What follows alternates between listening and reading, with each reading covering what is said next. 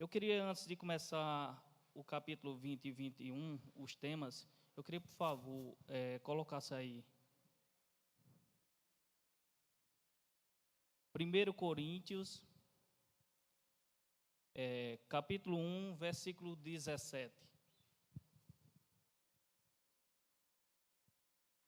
Porque não me enviou o Cristo para batizar, mas para pregar o Evangelho, não com sabedoria de palavra, para que se não anule a cruz de Cristo. Eu quero que vocês observem essa, onde diz aqui, pregar o Evangelho, não com sabedoria de palavras, para que não se anule a cruz de Cristo. Às vezes nós temos muita sabedoria de palavra, muito conhecimento, mas nós temos que ter conosco que houve um sacrifício que foi feito por cada um de nós. E esta sabedoria de palavra, muitas vezes não nos leve à soberba. E sabemos que muitos aqui podem ser levantados como apóstolos, profetas, mestres e outros dons ministeriais, mas que, como no meu caso, eu no secular eu sou mestre, mas eu olho para essa palavra não com sabedoria de palavra, para que se não anule a cruz de Cristo. Eu sou mestre no secular, mas eu tenho comigo uma das maiores inspirações comigo, que é o meu mestre dos mestres, que se chama Jesus Cristo. Todo o entendimento, toda honra, toda glória seja dada a Ele essa manhã. Estamos aqui não para fazer a vontade nossa, carnal, que muitos queriam estar em um canto, estar em outro, mas para estar fazendo, ouvindo essa palavra que é como o pastor falou domingo passado. Muitas vezes a gente está olhando para a palavra como se fosse uma palavra de história, histórias bonitas que aconteceram, milagres, que se a gente até perguntar um e a outro, tu acredita, meu irmão, que isso aconteceu? Acredito. Não, mas essa palavra não pode ser só uma palavra de história, ela tem que ser uma palavra viva e eficaz na vida de cada um da gente. Amém? Jó 42, versículo 10.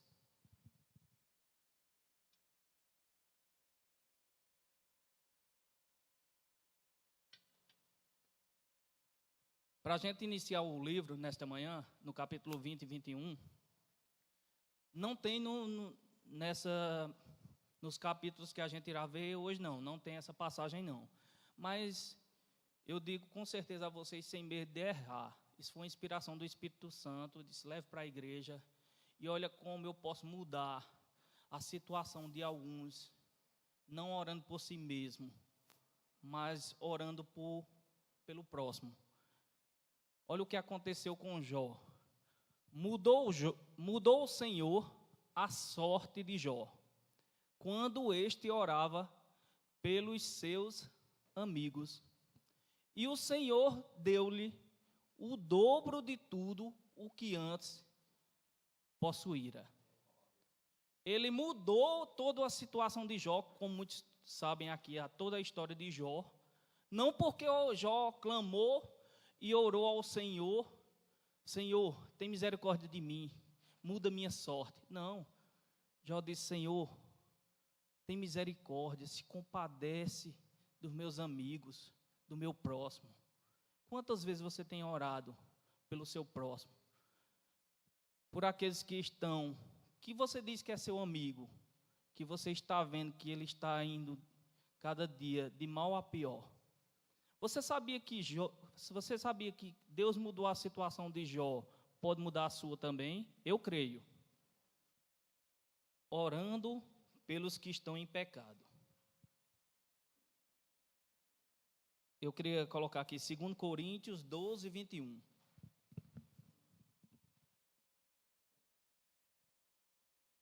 Receio que, indo outra vez, o meu Deus me humilhe no meio de vós, e eu venha a chorar por muitos que outrora pecaram e não se arrependeram da impureza, prostituição, lascívia que cometeram. Isso aí era algo que na cidade de Corinto, o apóstolo Paulo viu que isso tinha entrado dentro das igrejas, dentro da igreja de Coríntios. Na cidade de Corinto, tinha entrado dentro da igreja de Coríntios.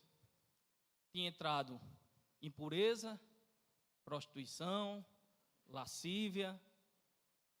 E ele disse, começa a dizer ali, receio que indo outra vez, o meu Deus me humilhe no meio de vós, e eu venha a chorar por muitos, que outrora pecaram e não se arrependeram de todos esses atos que a igreja, não estou falando os ímpios aí não, aí está bem claro, era a igreja de Coríntios que estava passando por esse problema, e Paulo disse que Deus humilhasse ele, no meio deles, mas que essas pessoas se arrependessem. Quantas vezes você tem intercedido por aquele que você diz que são seus amigos, e você pede a Deus ou se humilha diante de Deus pelo seu próximo? O capítulo 20 aqui diz, orando pelos que estão em pecado. Amém? Aí aqui diz, já vimos que devemos sofrer as dores de parto novamente, sempre que necessário, para que Cristo seja formado nos cristãos. Esse capítulo mesmo, pastor, 20 e 21, não é isso mesmo? É porque já pega um restinho do que o senhor falou domingo. Precisamos interceder por aqueles que pecaram e não se arrependeram. Corinto era uma das cidades mais licenciosas e imorais daquela parte do mundo.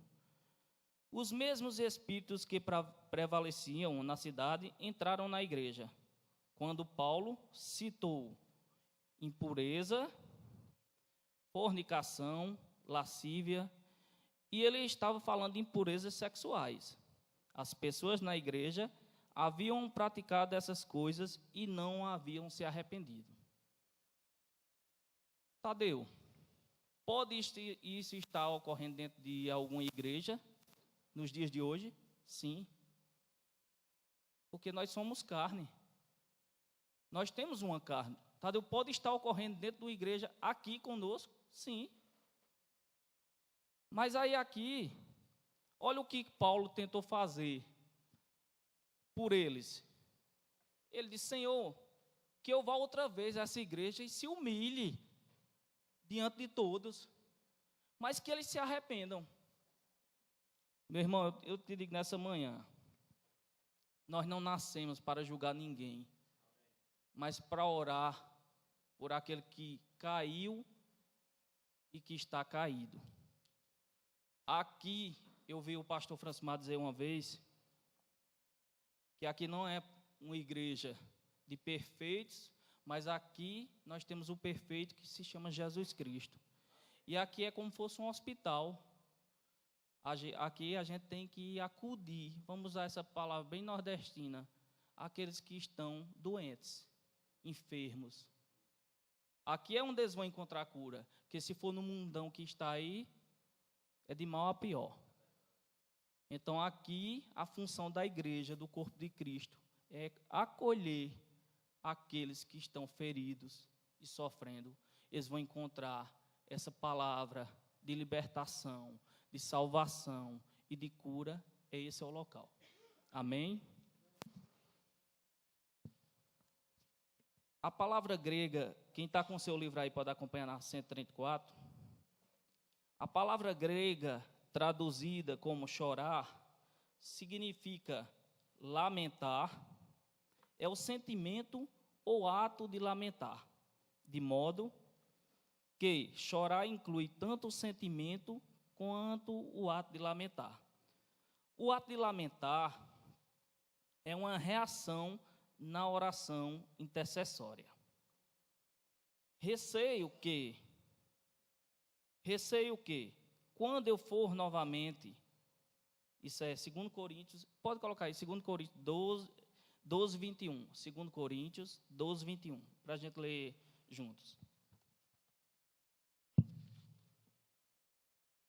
Receio que, indo outra vez, o meu Deus me humilhe no meio de vós, e eu venho a chorar por muitos, que outra hora pecaram e não se arrependeram.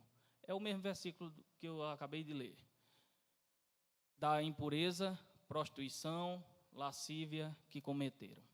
Eu peguei aqui a palavra, fui olhar no dicionário, o que significa licenciosas. Quando uma pessoa está cometendo isso, o que é que quer dizer isso? É uma pessoa indisciplinada, que age sem regras, sem normas, sem pudor. A igreja estava assim. Vou dar um exemplo aqui. Pessoas dentro da igreja sem casamento, sem estar casado, mas estavam morando juntos. Isso não pode estar sendo aceitado dentro de uma igreja, não. Pessoas hoje estão usando o evangelho do amor, que a gente vai ver aqui no finalzinho dessa lição, como que diz, Deus é amor, mas também Ele é justiça. E a gente não pode achar ou estar no nosso achômetro. Não, isso pode, isso não. Está na palavra? Se não está fora da palavra, a gente tem que chegar àquelas pessoas e dizer, meu irmão, você está morando com fulano, você tem que casar diante dos homens e diante de Deus. Isso está na palavra. Porque a gente está tentando criar igrejas com nosso achismo. Amém? Vivemos em um mundo, finalzinho aí da 134, e uma era de permissividade e imoralidade. Muitas coisas como homossexualismo, viver em matrimônio sem casamento, toda impureza nesses termos, já não estão mais em oculto. A igreja parece ter fechado os olhos para alguma dessas coisas, mas devemos nos sentir com relação ao pecado exatamente como Deus se sente. A igreja deve se sentir. Uma coisa que Deus não entra nele, não age com Deus, não é aceitável, é o pecado. Esse negócio de homem estar morando com outro homem, vivendo com outro homem, não é porque Deus é amor.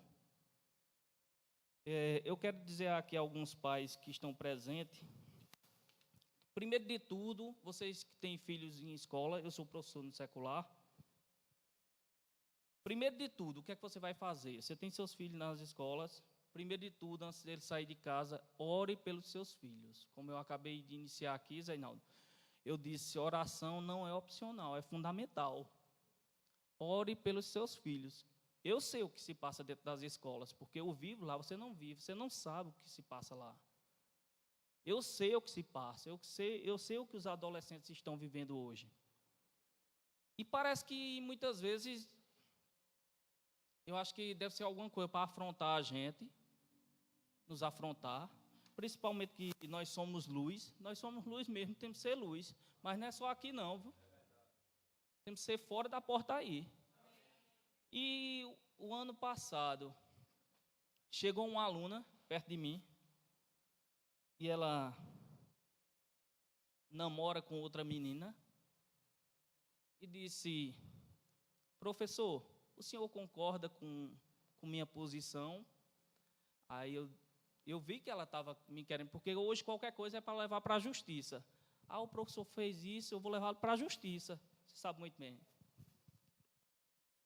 E tem palavras que você tem que ter sabedoria. Eu parei, pensei, mas também você não pode se omitir, ser omisso. E querer balançar a cabeça e dizer, não, está tudo bem, você quer viver com ela, você vive. Eu olhei para ela, eu disse, mas você quer saber como? Não, aí veio, como é que a Bíblia diz? Aí eu disse, vai lá para Romanos, logo no começo de Romanos lá, está dizendo o que é. Tu poderia colocar Romanos para a gente ver, só essa situação que eu passei, e tem mais, ela estava com a Bíblia, e ela namorando com uma menina. Qual a sua posição? Ela me perguntou. Eu disse, não, minha posição, tu quer saber pessoalmente ou a nível de palavra? É Romanos Se eu não me engano, é no 1:27. Vê se você acha aí, por favor, para a gente. E ela me perguntou minha posição.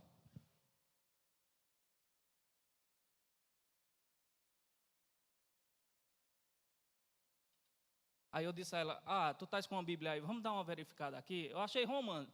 Me veio naquele momento essa passagem aqui, ó. Semelhantemente, os homens também deixando o contato natural da mulher, se inflamaram mutuamente em sua sensualidade, cometendo torpeza, homens com homens, e recebendo em si mesmos a merecida punição do seu erro. E por haverem desprezado o conhecimento de Deus, o próprio Deus os entregou a uma disposição mental reprovável. Eu disse, isso aqui está reprovado, minha filha, diante de Deus, viu?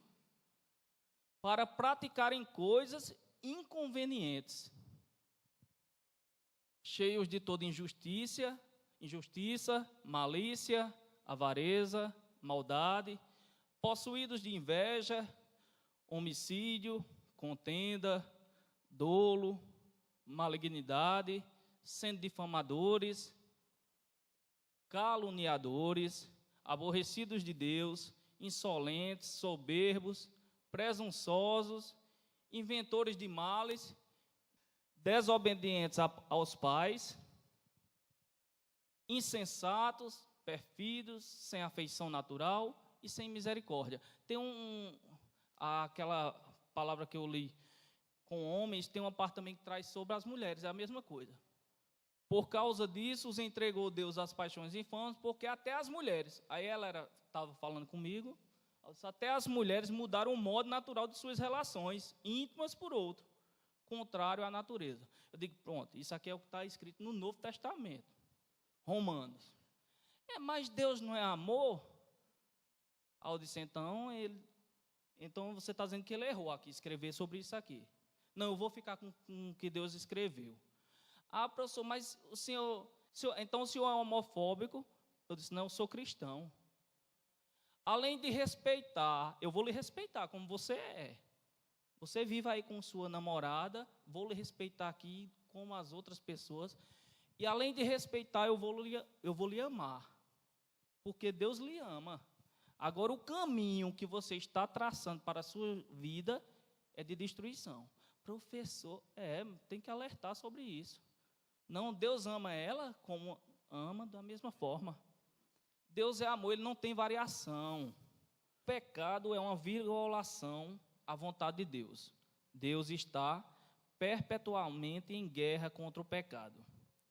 Usamos o pecado na sua forma mais ampla, que inclui a iniquidade e a transgressão. 1 João 3:4, que vai até do 5 ao 17. O pecado leva à morte. Tiago 1:13. A morte é a separação de Deus. Não estamos falando da morte física, mas disso uma espiritual, viu? O pecado é algo abominável. Alguns homens de Deus expressaram seus sentimentos sobre ele com uma linguagem forte. Eu fui pesquisar a respeito desse Crisóstomo. Ele era um alto nobre, um alto clero da Igreja Católica, esse Crisóstomo. E ele foi no ano 347, 407 depois de Cristo. Olha a frase que ele disse. Eu prego e creio que é mais amargo pecar contra Cristo que sofrer os tormentos do inferno. Eu prego e creio. É mais amargo, ele disse que é mais amargo pecar contra Cristo que sofrer os tormentos do inferno. Ele disse, não, eu fico mais amargurado de saber que eu pequei contra Cristo do que eu sofrer os tormentos do inferno. Porque se eu for sofrer os tormentos do inferno, foi porque eu fiz mesmo, mas pecar contra meu Cristo, eu fui dar uma pesquisada sobre esse cara, ele era fervoroso. Outro que está aí na página de vocês é um tal de Anselmo. Esse aí eu não pesquisei. No século 21, ele disse, se o inferno ficasse de um lado e o pecado do outro, eu preferiria saltar para dentro do inferno, que pecar contra Deus voluntariamente. Olha o que ele diz a respeito de inferno e de Deus. Se o inferno ficasse de um lado e o pecado, deixa eu ver aqui, do outro, eu preferiria saltar para dentro do inferno do que pecar contra Deus voluntariamente. E tem pessoas que eu acho que realmente não acreditam nem que existe um Deus. Um Deus. Onde estão os heróis que resistem até o sangue na luta contra o pecado? Hebreus 12, 4. Só conhecemos a avaliação de Deus quanto ao pecado pela magnitude do sacrifício que ele ofereceu para expiá-lo em seu Filho. Eu vou dizer mais sobre o pecado. Que eu e você carregávamos isso, sobre o pecado. Mas olha o que diz aqui, olha o que diz, essa última frasinha aqui, se eu fosse você, eu guardava no seu coração. Quanto ao pecado, só conhecemos a avaliação de Deus quanto ao pecado pela magnitude do sacrifício que ele ofereceu para expiá-lo pelo seu Filho. Será que Deus abomina o pecado? Demais, pessoal. Demais. Ele teve que dar seu Filho por mim e por você. Por que importa que todos nós, isso é 2 Coríntios 5, 10, 11, mas vamos adiantar aqui. Por que importa que todos nós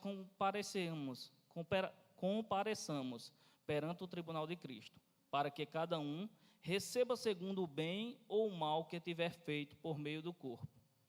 E assim, conhecendo o temor do Senhor, persuadimos os homens. Deus é amor, eu prego a fé opera pelo amor. De modo que tenho de pregar o amor, mas se não tomar, aí o autor vai dizer aqui no livro, o que a gente estava falando a respeito de amor, se não tomarmos cuidado, pregamos de tal maneira que as pessoas esquecem que Deus também é um Deus de juízo.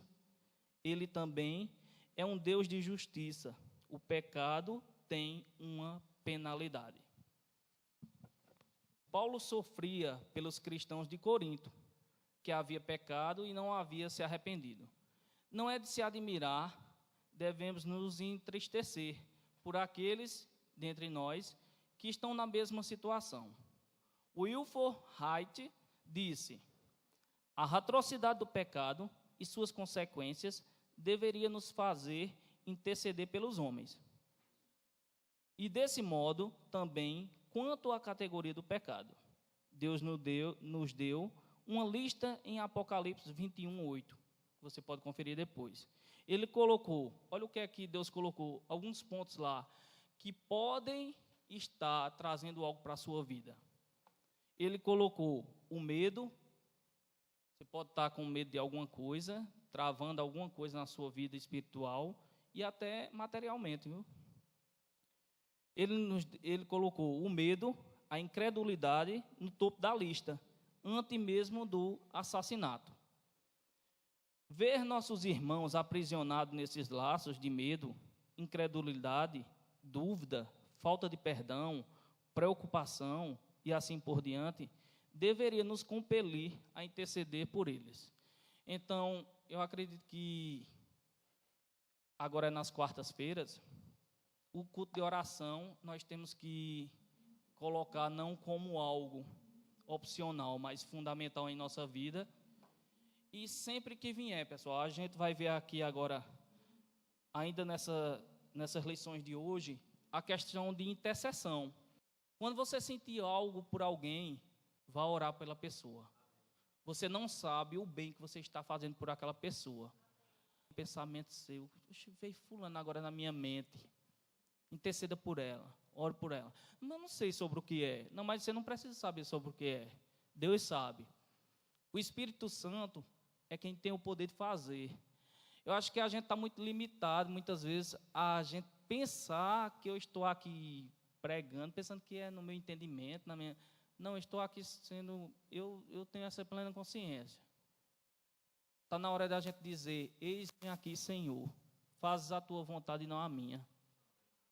a gente está muito limitado à nossa carne e nossa matéria e querer fazer o que a gente quer. Eu estudei, eu me lembro que foi ou no 6º ano ou no 7º ano. 6º ou foi 7º ano. Eu acho que muitos vão se lembrar. Eu sou professor de História e Educação Física. E às vezes eu dou Geografia também, eu ensino. É uma misturada tudo. Mas a minha licenciatura é Educação Física e História. E nesse livro Pedras Preciosas, ele estava numa universidade. E numa palestra assim, como vocês estão sentados, e um professor lá, PhD, doutor, não sei o quê, era tanto doutorado que o cara tinha, e ele fez uma pergunta, e eu vou fazer essa pergunta para vocês. Eu já estudei isso, e eu me lembro que na prova, durante o 6º ano, 7º ano, eu tinha marcado de uma forma, mas hoje eu não marcaria, e ia perder a questão, porque biologicamente, se for pela biologia, só existe duas formas de seres vivos, biologicamente, estou falando de biologia. Ou você está inserido no reino animal, ou você está inserido no reino vegetal. Só existem 2 reinos, eles se dividem por reino. Reino animal e reino vegetal. Aí ele perguntou. Ele disse, não, nem sou no reino animal, nem no vegetal. Eu disse, mas por que você não está? Não. Ele disse, não, porque eu tenho um corpo que habita uma alma dentro de mim, e além de ter uma alma, tem um espírito. Ele disse, eu não estou no reino animal. Um animal, um cachorro, uma vaca, um bode, o que for, ele é um animal. Ei, Deus nos fez diferente. Nós somos os únicos que têm o Espírito Santo. Aí só, gente, por que eu quis dar esse exemplo? Que a gente está levando... Tem aquela passagem que Paulo diz assim, cuidado com muitos ventos de doutrinas. Tem muita gente sendo levada por qualquer vento. Qualquer coisa que diz. Ei, falou sobre o que hoje ali, hein? Sobre o Espírito Santo. Mas na outra ali, tu viu que ele já não acredita em Espírito Santo? Ei, o que é que a palavra diz sobre o Espírito Santo? Cuidado por não você ser levado por qualquer vento de doutrina. O que é que você está escutando? E às vezes numa resposta simples dessa assim, e ele disse que ficou dizendo ao cara, ele disse, não, eu não estou no reino animal. Eu sou um ser que tem uma alma, que tem um corpo e tem um espírito. Então você pode dar essa afirmação. Ô Tadeu, mas você tem que ter convicção na palavra. Como o pastor disse domingo, a palavra tem que ser viva na sua vida. Não tem que ser só uma história. Você está aqui, entrou agora 10 horas, 11h30 para, e aí não vai ter eficácia de nada na sua vida. Então isso vai ser só palavra. Isso aqui é só uma palestra de motivação. Eu vou falar agora outro exemplo, que isso é uma produção natural. Para muitos que não sabem, esse chamado endorfina, ela vai fazer, esse hormônio, é um hormônio, né, Pauliana? Vai fazer no seu corpo você ficar alegre. E às vezes eu fico olhando assim, que tem pessoas que vêm para o culto, aí está a Letícia cantando aqui, Andréa. Você sabia que se você se movimentar muito, isso é um dos pontos para você produzir uma endorfina. Você sabia que você vai ficar alegre? E você vai sentir essa alegria mesmo. Gostou do ar? Mas você sabia que a palavra de Deus não é para você produzir endorfina? Ela vai lhe produzir vida na sua vida. Essa palavra tem que ser vida. Orando por libertação. 2 Tessalonicenses 3:1-3. Finalmente, irmãos, orai por nós, para que a palavra do Senhor se propague e seja glorificada, como também está acontecendo entre vós, e para que sejamos livres dos homens perversos e maus, porque a fé não é de todos. Olha o que diz aqui, porque a fé não é de todos. Todavia, o Senhor é fiel, Ele vos confirmará e guardará do maligno. Amém?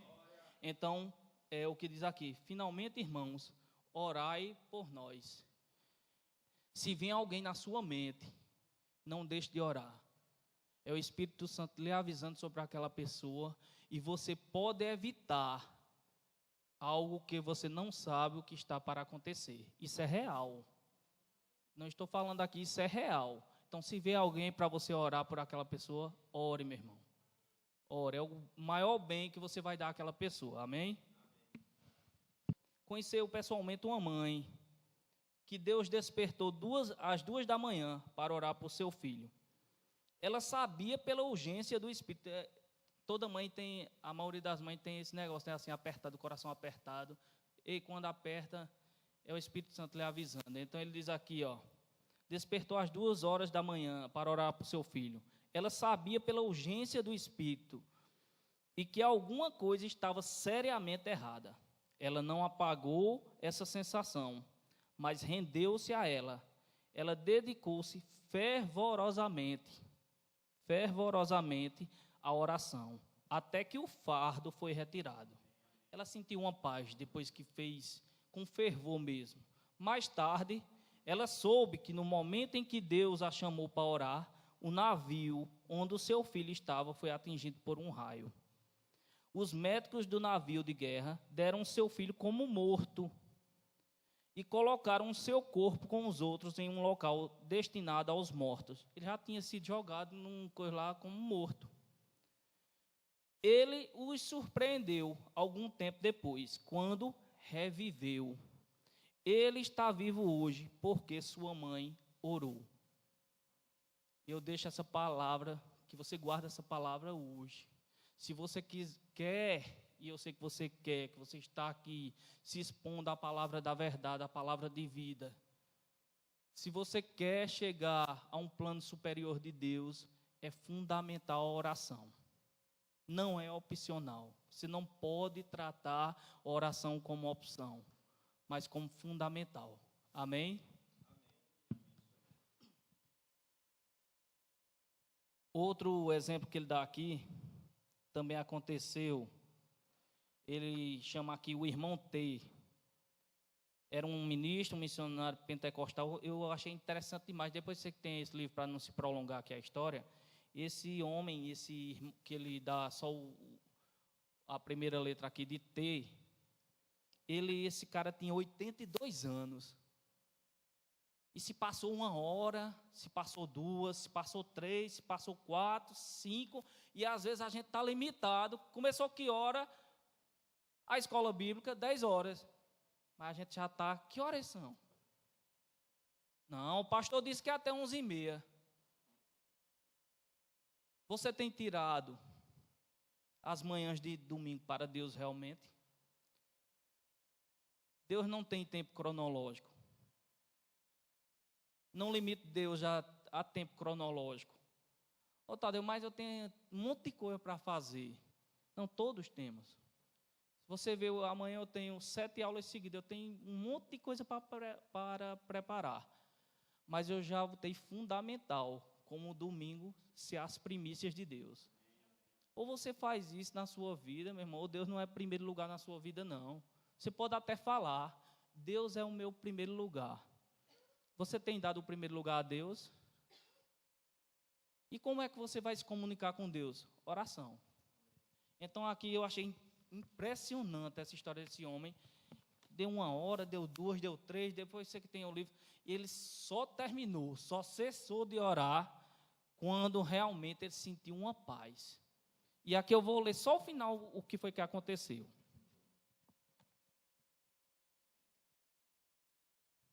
2 horas da tarde, 9 horas sem parar, gemendo, chorando, orando. Então, às 2 horas, o fardo foi retirado. Ele riu e cantou em línguas. Seja o que for, o homem disse, de 82 anos, disse à sua esposa. Seja o que for, ele não sabia pelo que estava orando. Disse ele à sua esposa, que estava orando com ele, nós conseguimos. Seja o que for que você está passando, uma tribulação, uma enfermidade, eu te digo, não são palavras que eu estou dizendo a você agora. Ore, meu irmão. E só deixe de orar quando você conseguir, que Deus é quem vai lhe dar a vitória. Amém? Algo interessante sobre oração, porque a gente pensa que oração é... Não, a oração é uma coisa só. Mas na 141, tem uma que está aí. As leis que governam, acho que vocês acharam aí, as leis que governam a operação da oração da fé não governam a operação da oração de intercessão. Então, você pode ter muitas vezes a oração da fé, mas não substitui a oração de intercessão. Se, como eu disse a vocês nessa manhã, se aparecer algo no seu coração, pelo um irmão, pelo um conhecido seu, pelo um amigo, eita, veio fulano na minha mente, ore por essa pessoa. Amém? Na página 142, eu achei outra frase também tremenda. Grandes vitórias foram ganhas através da oração, e grandes batalhas foram perdidas porque não dedicamos tempos para orar. Eu vou repetir. Grandes vitórias foram ganhas através da oração, e grandes batalhas foram perdidas porque não dedicamos tempos de orar. Então, nós somos negligentes quanto à oração. Está passando aquela novela Jesus, na Record, e às vezes você olha para a palavra, para a Bíblia, e você não vê a cena, porque ali você está visualizando aquele autor, aquele personagem que está fazendo o papel de Jesus, e algo que eu achei muito interessante. Eu nunca tinha observado a vida de Jesus assim. Eu sabia que era um homem de oração, mas você não via, antes que Jesus fosse executar nada, ele antes tinha que orar. Era um homem de oração. Era um homem fervoroso na oração. Era através daquela oração que ele tinha toda a comunicação com o Pai. E muitas vezes você pega alguma passagem onde os discípulos dizem: Senhor, nos ensina a orar, como é para orar. Porque realmente é algo que nós somos negligentes. Algo que nós somos negligentes, certo? Efésios 3, do 14 ao 19. Nunca devemos deixar de levar a sério um impulso de orar. Isso pode fazer a diferença entre a vida e a morte para algum outro soldado da cruz. Nós somos soldados da cruz. Então, temos que orar pelo nosso próximo, interceder por alguém. Amém?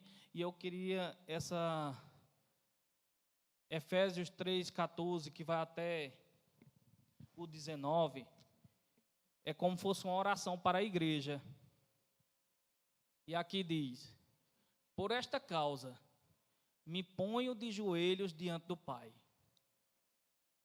de quem toma o nome toda a família, tanto no céu como sobre a terra, para que, segundo a riqueza da sua glória, vos conceda que sejais fortalecidos com poder mediante o seu Espírito no homem interior.